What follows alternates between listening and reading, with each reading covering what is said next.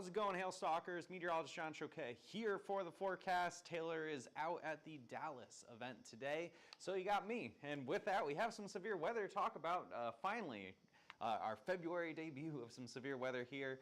We had some storms early this morning across Kentucky, and it looks like that's going to continue through the rest of today for a lot of areas in the Tennessee Valley, including Middle Tennessee, where Nashville's at, and other portions of the western and southern Appalachians. So we'll detail that a little bit later. Our next storm system's already hitting the west coast with that atmospheric river dumping tons of rain and snow across sections of California, and that will continue to move east and be that weather maker. We're going to keep getting these weather makers over and over again through the rest of this month. And then we have a winter storm ongoing right now from our friends of mine up in the northeast. We have some snow, some sleet, some freezing rain, so we'll break all that down for you in a little bit. So yeah, where's Taylor at? She's at the Raising Hail Tour right now in Denton, Texas. I believe the forecast event itself is probably happening right about now. So if you're in Denton and you're watching me do the forecast, you might want to turn it off and check out what the 2025 forecast has in store. That's happening right now. Chicago's the next one, about 6 days from now, next week. And then after that, we got Denver on February 25th.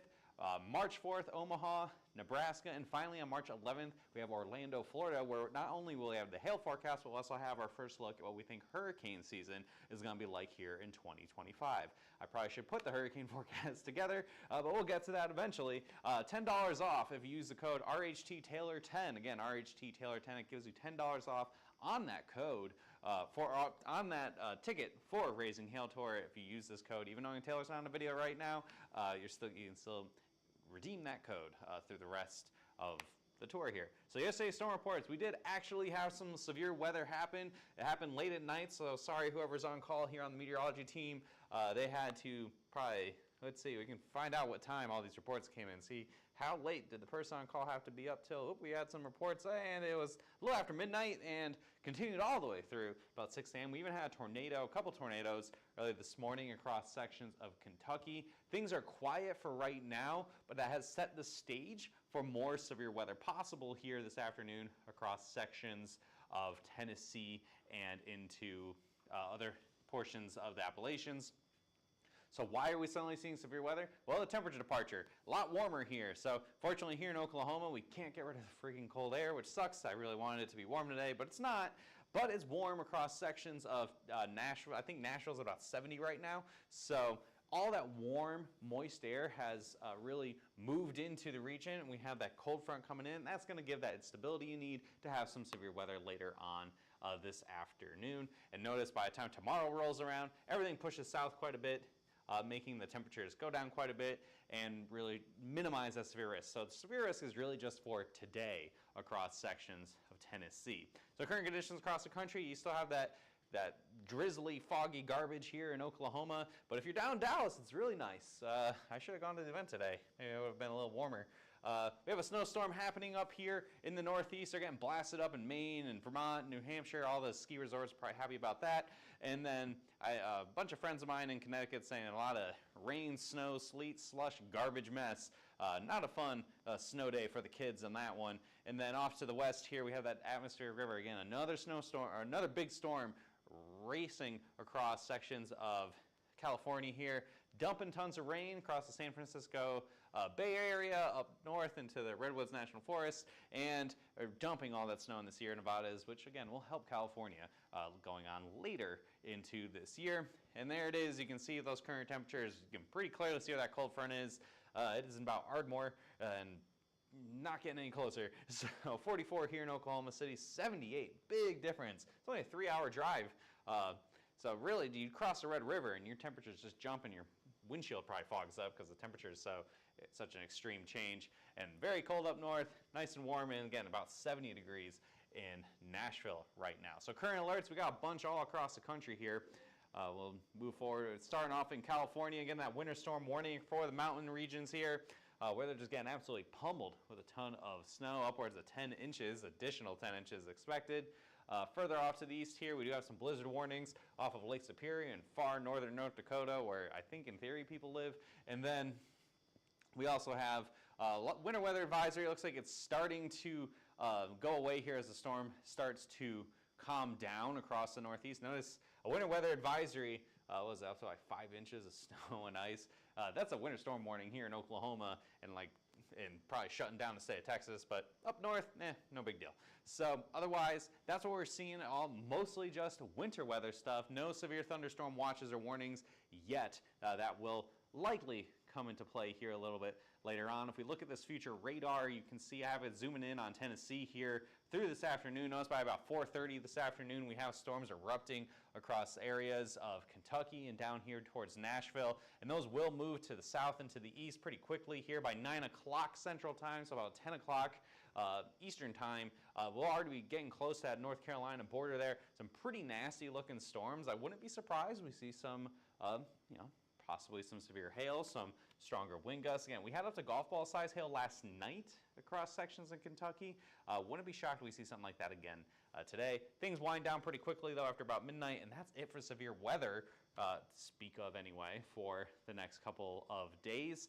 But again, we have that next big storm moving in here, really just dumping California with a ton of rain and a ton of snow. Just kind of, you want to see it. You don't want to see a big drought situation here. And it looks like the rain might even make it down to Los Angeles, which is real good news to help avoid any possible further fire situations.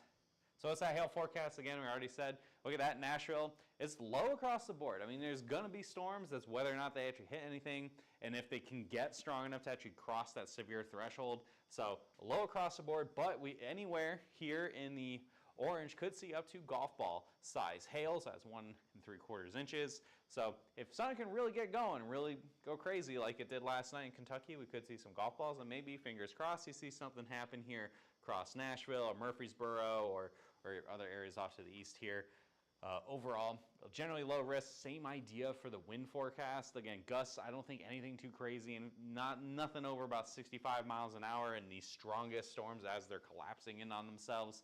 And I think that tornado risk will be pretty low as well. So again, from about 4 o'clock this afternoon, extending all the way to about midnight here over by Asheville. So that max hail size forecast, like I mentioned, up to golf ball size hail with the strongest possible storm. Not every storm is going to see that kind of size hail, but it's very possible we could get up to golf balls in that strongest storm. And of course, just luck of the draw is something that can actually impact a city. So that severe risk overall, I'd say, is low today. 2 out of however many things Taylor has here, but generally that biggest risk is gonna be hail or strong winds. The tornado risk is there. I think it's extremely low, extremely conditional. I really am not expecting too much out of that. Same with the flooding risk. I don't think there's gonna be enough rain for long enough to really allow for a lot of flooding to actually occur. And again, those severe thunderstorm categories, I think we will have a hard time getting out of the base here. So the base severe thunderstorm is winds up to 58 miles an hour. That is what the National Weather Service deems as severe wind gusts and or hail about 1 inch in diameter.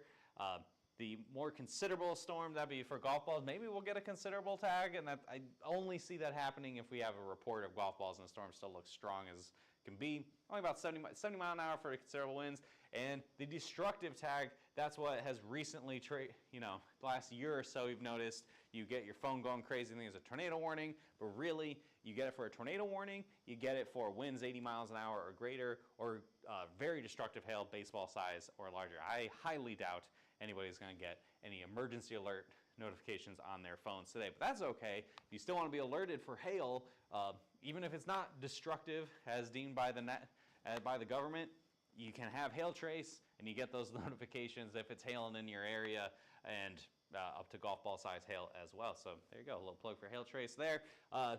Tornado forecast again, low across the board. I think it's very, very low. I'd be shocked if we see more than 1 tornado, and I honestly would be kind of surprised if we even see a tornado. So again, very low chances, pretty much the same areas that are at risk for hail and wind. Again, I think it probably more focused off to the west, those initial storm developments when they're more isolated and they get a little more spin to them.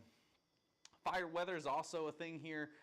So behind all this moisture, we do have very dry, windy conditions across a lot of New Mexico. That's for today, and that extends tomorrow as well, possibly East Albuquerque, just east of the mountains there. Could really see very dry conditions getting a little bit worse here. So hopefully no fires come out of this, and thankfully days 3 through 8, they're not going to see anything across the United States. So hopefully we don't see any big fires today and tomorrow. And looking into this weekend, I think a lot of the country is going to be pleased to see quite a bit of precipitation and keep any fires at bay as we have that next storm system. It's going to push across the western portions of the United States here, and it's going to be quite the snowstorm for portions of Minnesota and Wisconsin through this weekend. It's going to push towards Chicago Saturday morning, and then eventually into the Northeast for the start of your work week next week. Looking at the jet stream here, again, we have a very active jet stream. This is very normal for February, where the jet stream really pushes far down to the south, and it keeps on moving here through the rest of this week. We do get some temperature modification, hopefully finally here in Oklahoma, and then by the time we get towards the start of next week, we have a big dip in the jet stream coming in here, and that's going to really bring those temperatures down for a lot of the country.